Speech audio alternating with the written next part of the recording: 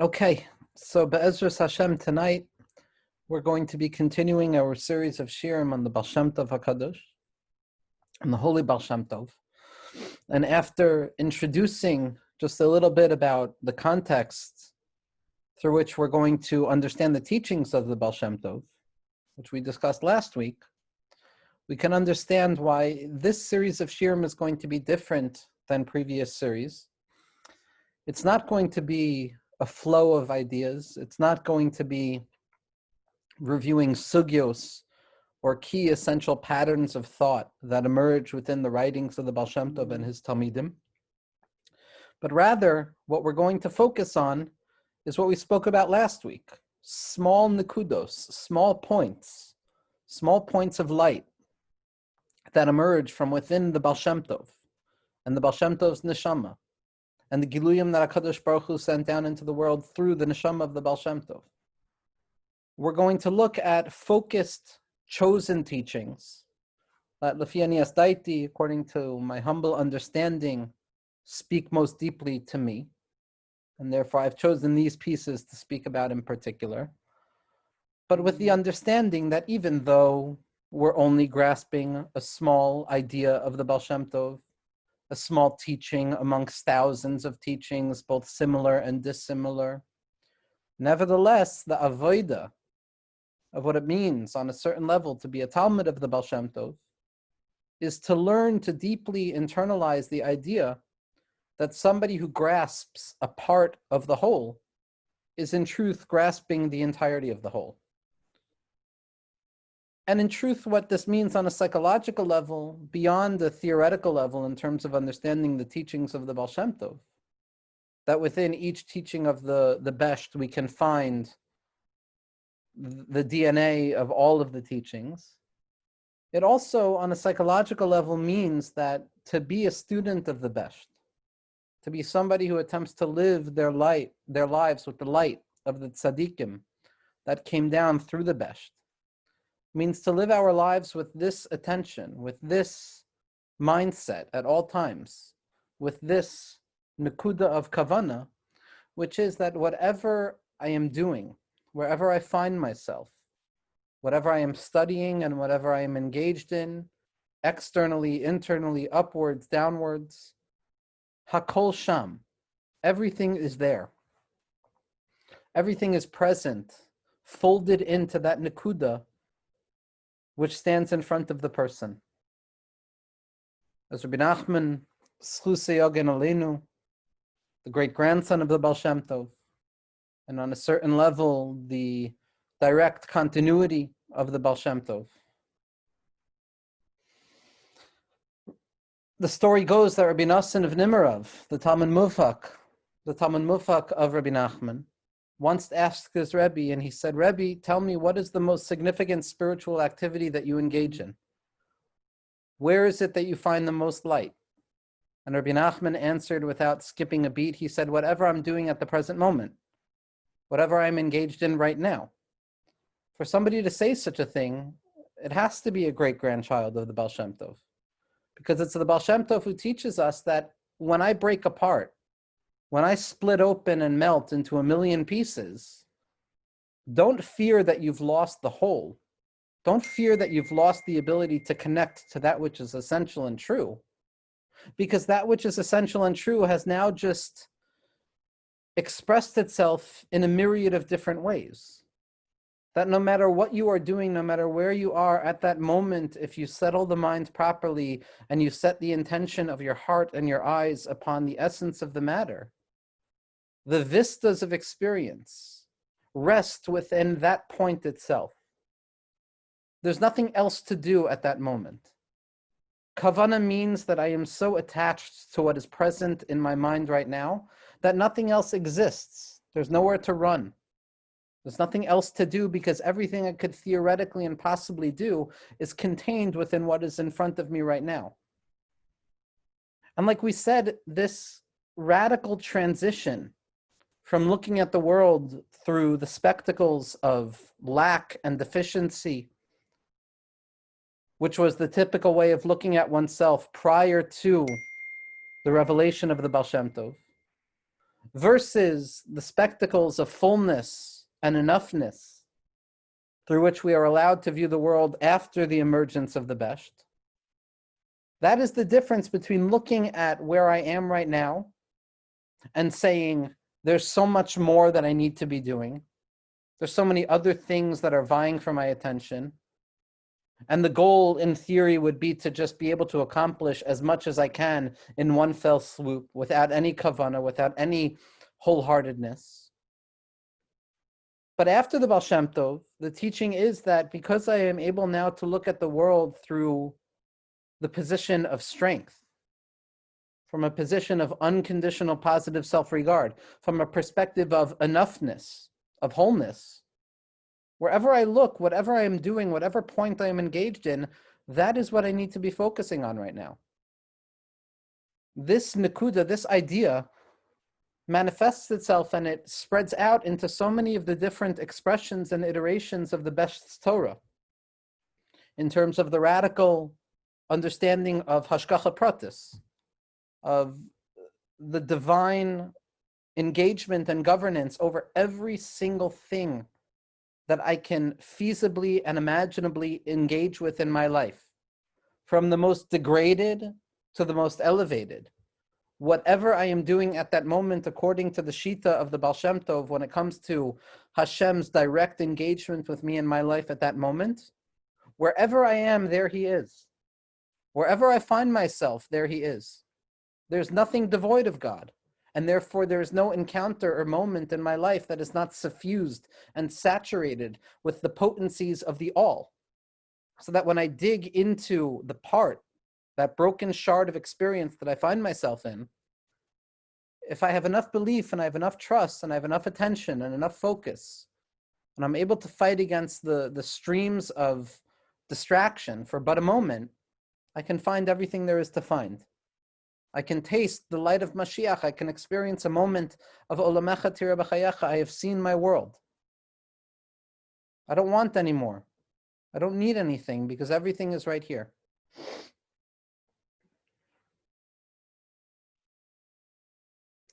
Again, like we said, the Besht was not simply a historical arrival of a radical innovation of spirituality in reaction to certain historical as well as political and sociological spiritual calamities, but rather, as we saw in the name of the Nesiva Shalom and in the name of the Sheirus Yisrael, the Veledniker, and as all of our tzaddikim tell us, the Besht was a Gilui.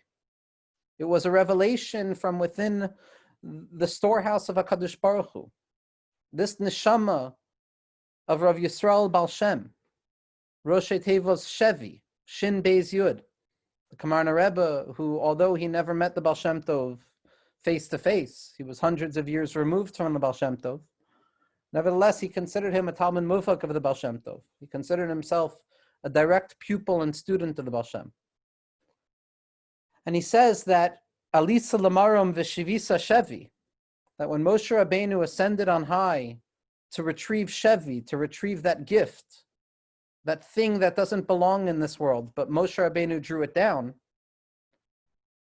he says that Shevi is Rosh Tevos Shimon Bar Yochai, Rabbi Shimon Bar Yochai, and it's also the Rosh Tevos of Yisrael Baal Shem, the Baal Shem Tov HaKadosh. Meaning to say that the light of the Besht, the light of this individual, this neshama, is a light that didn't belong in the world until it arrived, which means that some of the teachings that the Besht reveals to us are teachings that theoretically could not have been said until the Besht said them. Now, that doesn't mean that they weren't contained within the potency of the teachings of the Ari and the Baal Shem and the Rashbi and Moshe Rabbeinu. Doesn't chas v'shalom mean that the Besht was revealing something that was not part and parcel of the very fabric of the Torah that was given over at Har Sinai. But what it means is that until the Besht came along, it was under lock and key. And with the Besht, there was an allowance for the people. For those of us who find ourselves at the edges of experience, at the limit of the limit, at the lowest possible imaginable space where human consciousness can still exist, at the lowest possible imaginable configuration in which hope for change can exist, where we find ourselves. In that concealment within the concealment, what the Besh did was he gave us the key to unlock and allow these waters to flow down to the lowest point imaginable.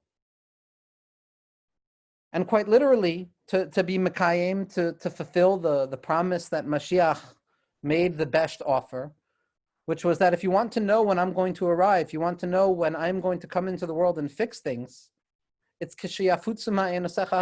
when your well springs spread forth into the outside. It's not such a chiddush for the lights of spirituality to find themselves expressed on the inside, in the panim, in that place of interiority, of intimacy, where no distractions disturb the mind or the heart. Theoretically, sociologically speaking, historically, it meant sitting within the walls of the Beis Medrash, studying Torah all day, with no engagement with this worldliness, with no engagement with the antinomies and the anxieties that rest at the very heart of human experience. It's another thing entirely for that light to express itself outside. Specifically to that place of chutz, specifically into that place of the outside where the comfort of the inside is no longer available, where the light of being inside the womb of Kedusha is no longer ever present to a person, but in the outside where things go bump in the night, in the forest where things are terrifying and frightening, where wolves howl at night and where bears attack and where frightening things go bump. That's specifically where Mashiach wanted the Baal Shem Tov's Torah to be revealed.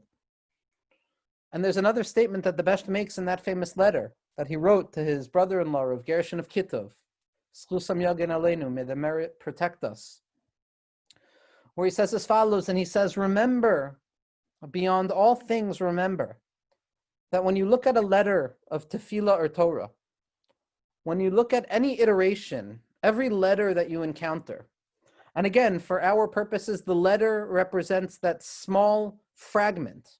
A letter is not a word. The Baal Shem Tov could have said, in every word that you look at, you will find, etc. But the Besh said instead, in every letter that you look at, meaning even in those things which don't appear to be a whole in and of themselves, but rather, at first glance, appear to be fragmented, broken pieces of some original primordial experience that is broken and shattered and melted. But what the Besh teaches us is that every letter that you encounter, every os, be sure to remember that it is suffused and saturated with olamos, neshamos, ve'elokus. That every letter, if you break it open deep enough, you will uncover worlds, souls, and godliness. Rav Meir Morgenstern has a profound 10 to 12 page essay on this in Yam HaChachma Tafshin Ayin Aleph, where he describes exactly what this means. Sisrei Torah Meisheshis and Mebereshis, secrets of Torah that have not been revealed since the 6 days of creation. But what it means for our purpose right now is that every nakuda that we encounter, every point that we encounter, every individual teaching of the Besh that we encounter, as well as every moment of experience that we engage in throughout our long, very often tiring and backbreaking days, is that every nikuda, even the smallest point, contains within itself olamos, neshamos, ve'elokus, vistas of experience, spiritual possibility that has been waiting for an infinite amount of time, from prior to creation, for us in that very moment to encounter it and elevate it and fix it and rectify it and sew it back up together, and to be miyached yichudim kamoischa, and to make unifications like the Baal Shem Tov, to find unity in the heart of disparity. And the teaching, the individual teaching that we're going to be looking at tonight, Be'ezras Hashem, is going to be the teaching that is brought down throughout the writings of the students of the Besh. It's also brought down in some of the original writings of the recorded teachings of the Besh, the Keser Shem Tov, in particular the Kahas edition with the beautiful and remarkable footnotes that Rav Shokat brought down, as well as in Savos Harivash, in the will, the spiritual will of the Baal Shem Tov HaKadosh, of Rav Yisrael Baal Shem, and it's brought down in the writings of the Kamarna, and it's brought down in the writings of the Meshiloach, and it's brought down in the writings of the Sfas Emes and Rav Tzadok. So it's an idea that originates within the original iterations of the Beis Medrash of the Besht, but it finds itself in the most modern and kind of existentially suited teachings of the students of the students of the students of the Besht, which highlights the truth value of it, to show how it existed in the time of the Besht as well as in the time of brokenness. And the statement is as follows: Shamati mifurash mifi moiri. I heard explicitly from the mouth of my teacher, says the Toldos Yaakov Yosef, V'makom shachoshev ha'adam sham hu kuloi. The place where a person is thinking, that's where they find themselves entirely. V'divrei pi chacham chen. And the words of the wise are rooted in the secrets of Torah. Meaning this is not some pithy statement, but rather this is a statement that is rooted in the depths of the sugyos of Kabbalah and the Raz and Daraz and the secrets of secrets. Phrased differently, Shamati memoiri, and this is in Parsha Shlach and the Toldos Yaakov Yosef, I heard from my teacher, my master, Makom she'machshava shel adam maga'as sham, sham hu kulo. The point at which a person's mind reaches is where a person finds themselves in their entirety. And there's different iterations of this teaching with different nuances, which are deserving of specific focus. But for our sake, what we're going to try and understand is, what does the Baal Shem Tov mean when he says that where our thoughts are where we are?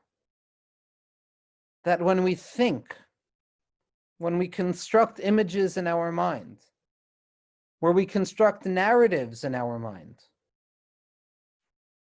the attention that we pay to the inner story that we tell ourselves about our lives, it's not simply a random thought that is born out of a reaction to an external experience, but rather the thinking that we do, the machshava that we have, is constitutive of the very nature of the experience that we're having. That when I think something,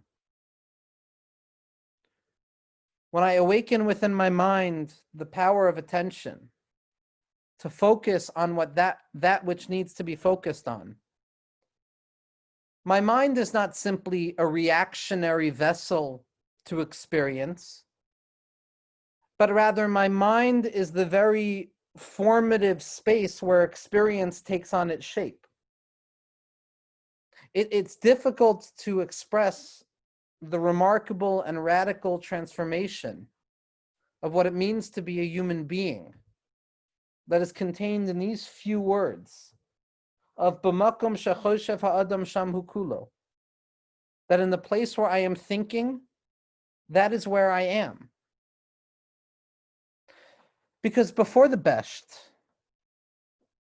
things operated according to a causal process where cause and effect were separated from one another. I do something, I think something, and as a result of my thinking, as a result of my actions, there is a reaction that takes place afterwards.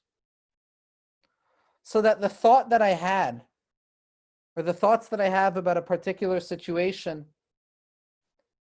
are not the elements that form experience, but rather they're separate entities that have a distant and divorced relationship with what happens afterwards. Or phrased differently, as a human being, I can experience frustration of sitting on a long line in a grocery store at the end of a long day, forgetting that I'm in water. And as a result of that experience in the grocery store, I can force myself to think afterwards that, okay, the frustrations that I experienced just now were worth it. They were worth it because I was able to cultivate the art of patience. So there's an experience that happens, reality takes place, And then my thought is a reaction to reality, which is not necessarily connected to reality, but it's the stories that I tell myself in order to face reality. We do this on every level. When faced with the unfathomable truths of history, when faced with the concealment within concealment that we encounter on a day-by-day basis, the Jewish heart is frightened, the Jewish heart is sensitive, the Jewish heart is broken. And so we tell ourselves narratives of theodicy, of reasons why things are really good. But the old vision is that our thinking and what happens in reality are not integrally connected. There's no inherent relationship between those two entities, but rather there is existence. And then there is the thinking that I have with regards to existence, so that I learn how to look at existence in a different way. But what the Baal Shem Tov is teaching us is something different. What the Baal Shem Tov is teaching us is that the way that we think, the attention that we focus on, the mindset that we set for ourselves, the belief system which animates the way we look at reality is not simply reactionary to reality, but it is constitutive of the very nature of reality. That the way I think becomes the reality of the situation. Because in my mind, if I see something as good, if I choose to look at things as being good, then the reality of the situation is that they are good. It's not simply some secondary defense mechanism against the difficult reality that is frightening, and therefore I need to pretend things are good. By thinking good, it becomes good. Like the tzaddikim of Chabad, of Lubavitch, teach us, in the name of the Baal Shem Tov, trach gut v'sein gut. Think good and it will be good. That is not some secondary incidental relationship between the power of positive thinking in terms of reacting to the world, but rather our thoughts form our reality. The way that we choose to look at things is the very condition in which we live. The Baal Shem Tov is offering us a taste of a power that is beyond what we are familiar with. The Baal Shem Tov, based on the teachings of the Ari, based on the teachings of Rashbi, based on the teachings of Moshe Rabbeinu, based on the light of the Torah, based on the Ratzon and the Chachma of HaKadosh Baruch Hu Kaviyachol, that is mislabesh itself and garbs itself and creates this world as we know it, so to speak. The secret uncovered by the Besht is that the mind of a Jew, the thinking of a Jew, is not simply a reaction to reality, but it's the very formation of reality. These are not simple defense mechanisms against the difficulties of life. These are the very mechanisms that transform life into what we think about. Now, I want to make very clear, at least for myself, there's a very fine line between what the Besht is saying and magical thinking, or what is termed the laws of attraction, v'chulei lahavdil. I don't think the Besht is saying that if we think hard enough about something, that's what reality will give us. That's not what he's saying. For tzaddikim, maybe. What do I know? But for us, or for myself, for a teaching like this to be significant, for a teaching like this to carry the import that it deserves, the radical revolutionary nature of a teaching like this needs to be applicable to the postmodern consciousness that doesn't believe in anything anymore, that has lost sight in all value. When we confront the very real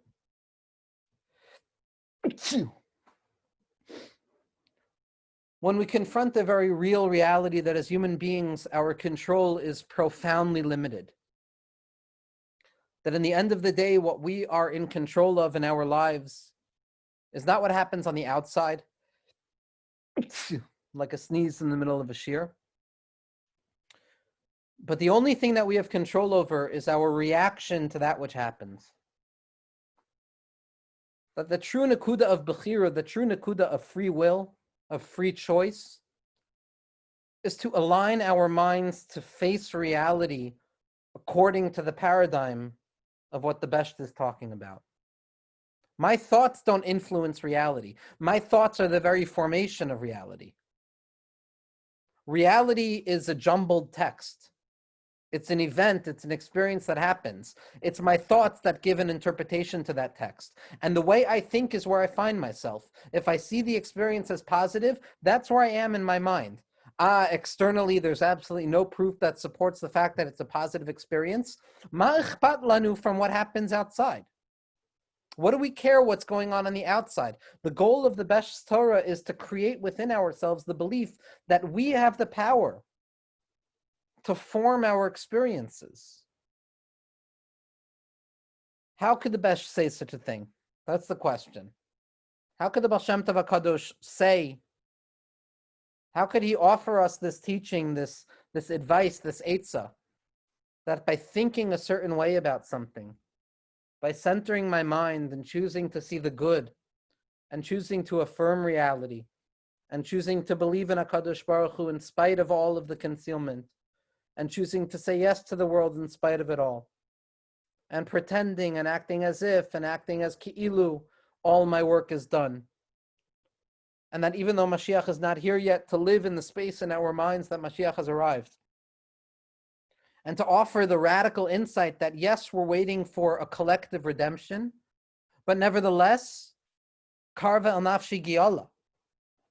That the Besht teaches us that while we wait for the collective redemption and the historical redemption, which takes place outside of history, what we are armed with the power to engage in is our own individual redemptions that take place at every possible moment.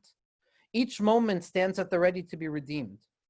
Each moment is either a moment that draws a person further into the muck and the filth of experience that appears to be concealed and removed from godliness, or it serves as an opportunity to elevate and rectify and purify the broken pieces and show how they're truly light. And any moment that we choose to think an affirmative thought, what we are doing is we are bringing redemption to our soul. Karva el nafshi giyala. Where did the Besht get the chutzpah de kedusha? Where did the Besht get the azus de kedusha to give us such a power? And like we said last week, the Besht revealed to us a new level of yichud. He spoke about the unity of HaKadosh Baruch Hu in a way that wasn't spoken about before, at least explicitly. Avada, implicitly, it's within the writings of the Arizal. Avada, it's implicitly within the writings of Rashbi. It's absolutely certain that it is within the very fabric and DNA of the Torah HaKadosha. But what the Besht revealed to us was the secret of unity. The fact that, Chevra, Tzimtzum's not real. Tzimtzum's not real. The concealment of God is simply apparent. And there are certain halachos to that apparent concealment. It doesn't mean that everything is, God forbid, godliness. The greatest Talmid of the Baal Shem Tov would be terrified at such a mistaken statement. At its core, everything is godliness, but we don't act that way, God forbid. But even though there are certain halachos that dictate the accessibility to the divine unity that permeates and saturates all of existence, nevertheless, what the Besht teaches us is that at the core of everything, Hashem is everything. Yichud is already present. It's not a question of drawing down something that was not there previously and then fixing things. It's a question of revealing that which was always there, but it was concealed. For the Besht, HaKadosh Baruch Hu was everywhere, and all appearances that spoke otherwise were simply achizas ha'enayim. They were trickery of the mind. It was trickery of confusion. And because ultimately at the core of all of the Besht teachings is this annihilating unity of the ever-present reality of HaKadosh Baruch Hu, of les asar panu minei, that there is absolutely no place devoid of HaKadosh Baruch Hu's light, then the question is not what is the nature of reality. The question is, how do I interpret reality? And if I choose to interpret reality with this awareness that things are ultimately good in spite of their symptomatic appearances, at that point, what I am accessing is a revelation of what truly is. When I think a certain way, if I choose to think positively for the moment, if I choose to think affirmatively, if I choose to say yes to the moment, if I choose to not fall into despair and fear and anxiety, and I elevate my fallen fear of anxiety and terror to that lofty fear of the fear of Hashem, if I can elevate, as the Besh teaches us, that fallen attraction, that fallen love that I have towards the promised pleasures of the flesh and the mind and all of the broken pieces that we seek out with all of our energy, if I can elevate that back up to the place of the true desire, which is the desire for HaKadosh Baruch Hu, at that moment I have rectified and elevated that experience. Because the truest nature, the unconditional nature of reality, is the ever-present nature of the infinite godliness and the infinite light of godliness. And what we need to do is we need to uncover, we need to reveal that which is concealed. We're not drawing down that which was not present, chas v'shalom. We're revealing that which was always there, except it was concealed. And the place where that concealment is unconcealed is within the mind of the individual. Within the neshama shebamaychi, within my soul, within my chelek Elokai mima'al. When I think a powerful thought of revealing HaKadosh Baruch Hu in the world, HaKadosh Baruch Hu is revealed at that moment. Like the Kamarna Rebbe teaches us all the time, 1,000 times, in the name of all of the tzaddikim, in the name of the Baal Shem Tov, that when a person recognizes within the darkest doubled concealment imaginable, that when a person finds themselves encountering the deepest concealment of meaning and purpose and light and possibility and hope and courage and the wherewithal to move forward even slightly with one step in front of the other, when a person finds themselves in that broken down place, when a person looks around and all lights are extinguished and all the news bespeaks difficulty, when a person remembers in their mind that alufo shel olam nimtza sham, when a person remembers that the origin of all of reality is there, yispardu kol palei avan. It's not that we learn how to deal with the confrontation. It's that in drawing HaKadosh Baruch Hu down to that place, it's nishapech le'or.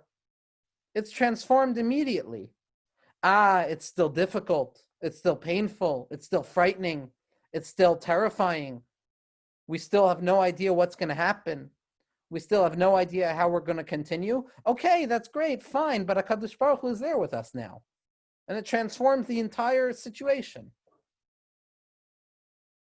Walking in the valley in the shadow of death doesn't change. That's what I'm doing. That's what human beings do. The only difference is now kiyata yimadi. You're with me. And it's not so scary anymore. And it all comes back to the promise that the Besh's father made him promise at the end of his life, where he said that, promise me that you won't fear anything but HaKadosh Baruch Hu. You won't be afraid of anything but Hashem. There's still fear. Avada, there's fear, but Hashem is with you. When a person chooses to think a certain way, and it demands a remarkable amount of exertion of the mind, thinking positively, choosing to think good thoughts, choosing to affirm that which is in front of us at that moment is no simple task. Sometimes it demands all of the exertion necessary, all of the koiches of the mind to not allow those kalvin de chatzifin, those brazenous dogs that we spoke about in the Shir on Shalashudis, to break through and pollute our mind with machshavas zaros, with foreign thoughts that bespeak hopelessness and despair and loss of power and loss of light. It takes effort to create those walls and those barriers, to create that inner sanctuary of the mind, that kodesh hakadashim, that holy of holies, that makom ha'aron she'eno min hamida, that place that is beyond measure because it's so dark. But the more effort we put in, we learn more and more That makom shemachshava shaladam mageh sham hu kulo. That is where you are. It's a storm outside. It doesn't matter. Outside has absolutely no value when it comes to the inner experience of the way I face the things that happen to me. The Baal Shem Tov was not walking around this earth enjoying the pleasures of paradise. Internally, he was. But when a person studies the growth of the Baal Shem Tov, the stories and the people that he chose to spend time with, it was impoverishment, it was destitution, it was the darkness of the forest, it was terrifying, it was orphans and widows, it was the broken shards of experience. In the beginning, he had no interest in those who were misudar. The Baal Shem Tov did not want to spend time with people who had it together. The Baal Shem Tov wanted the beginning of his vision, his light, to be revealed specifically to the lowest possible denominator of what human experience is. To the ganavim, to the thieves, to the criminals, to the illusion dwellers, to those who were stuck in profane illumination and stuck within the dregs of this world. That's who the Besht was talking to. As Rabbi Nachman, his great-grandson, teaches us that my holy great-grandfather, his koyach came from being a descendant of David HaMelech. He comes from the place of David Malka Mashiach. And we all know the story of David Malka Mashiach, the broken experience of that destitute king who is in truth the Melech Elyon. David HaMelech as representative of the true power of HaKadosh Baruch Hu in this world, to transform darkness into light, impoverishment into wealth, inequity into virtue, hopelessness into hope. That's where the Besht was revealing his message. Not to think that this message of where you're thinking, that's where you are, is easy because you're thinking a positive thought. It's very difficult. It's counterintuitive to the nature of reality. But the Besht came to tell us that still you have to. You have to believe in the power of your thought. You have to believe that your thoughts dictate the nature of what reality is for you. There's a beautiful teaching that's brought down in the Baal Shem Tov al Torah, in Omenat Tefillah and Parshas Noach in Ois Kuf Tes Zayin, where the Baal Shem Tov is teaching on the Gemara in Mesachas Brachos that says that Kol ha'omer Shema Shema, all of those who say Shema twice, that Mashdikin Oisai, we silence them, we shut them up. And the Gemara asks, why would a person theoretically say Shema twice? And the Gemara answers that perhaps a person didn't have enough attention at that moment that they first said Shema, and so they had to repeat Shema again. And the Gemara continues with a secondary answer as to why it's not proper. But the Besht asks the Kasha, he says the Kasha is still very real. What if a person didn't have the proper kavanah at the first moment? That's why they're repeating Shema, so what's the problem? So the Besht says something remarkable. He says the problem is that if you think that your unattentive thoughts, that when you say Shema without kavanah, when you're distracted in the world, when you're bothered in the world, when things are overwhelming to you, and you say Shema, you declare the faith in Hashem, and you don't have the proper kavanah, if you think that even though you didn't have the proper kavanah, Hashem didn't hear what you were saying, you have to be silenced, because that's a complete misunderstanding of the Yichud of Hashem.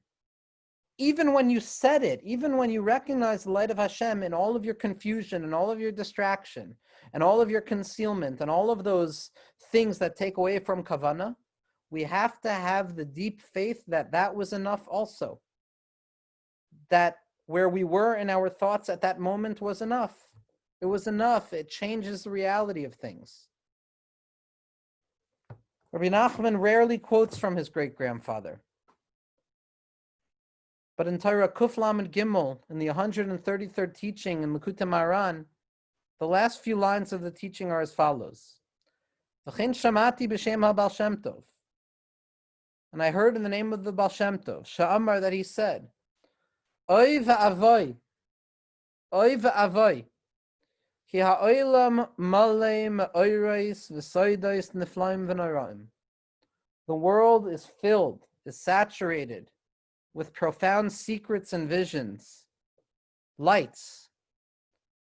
V'hayad hakatana omedes b'fnei ha'einayim, u'ma'akeves me'lerois oris gedolim. But the tiniest hand stands in front of the eyes and prevents us from seeing the true light of reality. The light of reality is ever present. The light of HaKadosh Baruch Hu is present within all things, saturating all things, filling all things, surrounding all things. The distinction or the concealment is the result of our thinking, our conditioning, our despondency, our unwillingness to believe that perhaps there's a plan beyond the appearance of things. But the opposite is true as well. If it's simply a hand that blocks the ability to see the light, then the power of thought, the power of choosing to focus my mind in a particular way, at the present moment, non-judgmentally, at that moment, that is my reality. Hashem is in my thought. My mind is enough of the worlds that I need to ascend in. The worlds are not outside of me. The worlds are inside of me. As a human being, I am a small world, and the world is just a large expression of me. As Rabbi Nachman says in Torah, that every single person has to say that I am the entirety of existence. The whole world was created for me, which means that all of reality is within my mind. And therefore, the way I think dictates the very nature of reality. To end with a story, because ultimately the koyach of what we're talking about now is rooted in the Baal Shem Tov's obsession with stories. The power of a story is the power of narrative, for the individual to construct their own perception of things, with no need to find external validation, with no need to find proof to our stories that we tell ourselves. But rather, it's a story, and it's valuable because I believe it. It's not necessarily rooted in fact. It's not necessarily provable. But that's not because it's devoid of some provable element, but because it transcends the need for factual basis. The secret of Sipurei Maisios, the secret of telling stories, which is what the Baal Shem Tov opened this path with, is that we have the power of narrative, that the stories we tell ourselves are the stories that become our reality. And when a person reads enough Sipurei of the Baal Shem Tov, when a person reads enough of the stories of the Besht, a person recognizes that we're still within a story of the Besht. We're still within the story of the ancient days that the Besht's great-grandson came to tell us. And we're still within the stories of Maaseh Bereshis, the stories of the Avos HaKadoshim. We're still within the story of HaKadosh Baruch Hu, as the Sefer Yetzirah tells us that the entirety of creation is but the Sefer V'Sipor of HaKadosh Baruch Hu.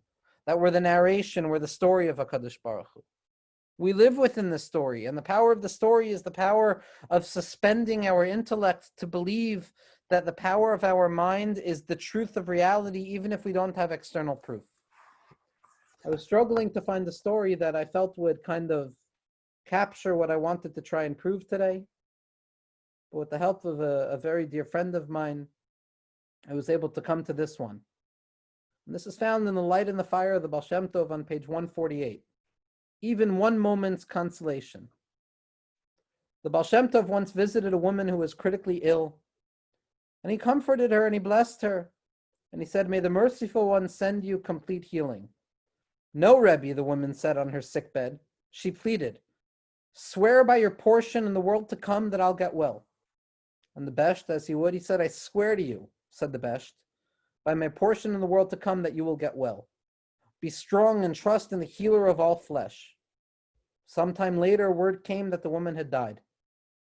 The Besht's close disciples, who were embarrassed by what had happened, asked him, "Master, Rebbe, why did you swear by your portion in the world to come that she would get well?" "I knew that she wouldn't recover," said the Besht. "The heavenly decree was sealed and nothing I could do could change it. But she was so afraid. It was making her terribly depressed and miserable, and it was ruining her last few days on this earth. What do I care about my portion in the world to come, if by losing it I can bring about even one moment's consolation to a Jewish woman?"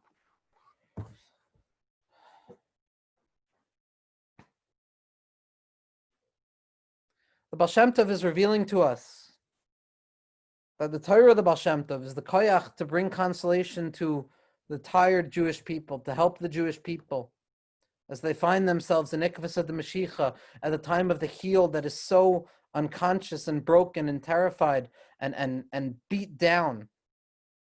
And we feel like we're on our deathbed and we feel like we're already dead. And the Baal Shem Tov comes along and he says, no, I'll tell you a story that will give you chizuk. I'll tell you a story. Think that you're okay and you'll be okay. It turns out that you're not okay. In that moment of thinking that you're okay, you're okay. And that moment of feeling okay is a taste of the light of Mashiach. We're not okay yet. Things are not okay. But the promise of the Best is that he's willing to give up his portion in the world to come to give us the ability to find comfort for but a moment. The place where our thoughts are directed is the basic nature of our reality. And if we choose to think good, if we choose to follow the light of the Baal Shem Tov HaKadosh, then we have the ability to tell ourselves positive stories, to tell ourselves that yes, things will be better, the year will be better, the world will be better, my soul will be better, my relationships will be better, my trust in myself will be better. And by believing that they're going to be better, they become better. And Be'ezras Hashem, next week we'll continue with another teaching of the Best, with another singular teaching which will reveal the entirety of worlds within it, Be'ezras Hashem.